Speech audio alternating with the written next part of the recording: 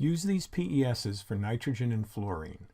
And let's say which way are the binding energies going this time? They're going from low to high.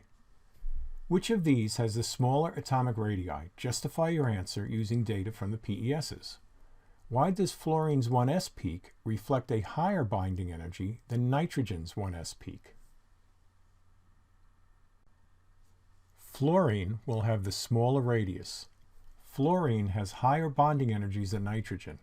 Right? Compare the peaks here, right?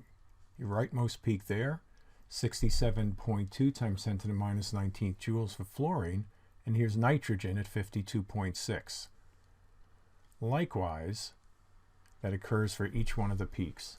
These are caused by an increase in the Coulombic force due to a smaller radial distance between electrons in the nucleus.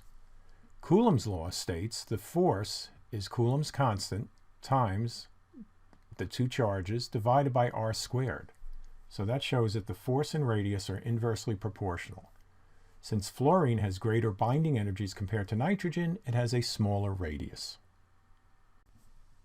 Why does fluorine's 1s peak, right over here, reflect a higher binding energy than nitrogen's 1s peak?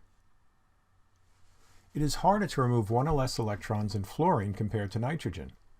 Fluorine has more protons in its nucleus than nitrogen. These exert more force on electrons that are located in the same shell in the two elements, such as 1s. Therefore, more energy is needed to remove fluorine's 1s electrons.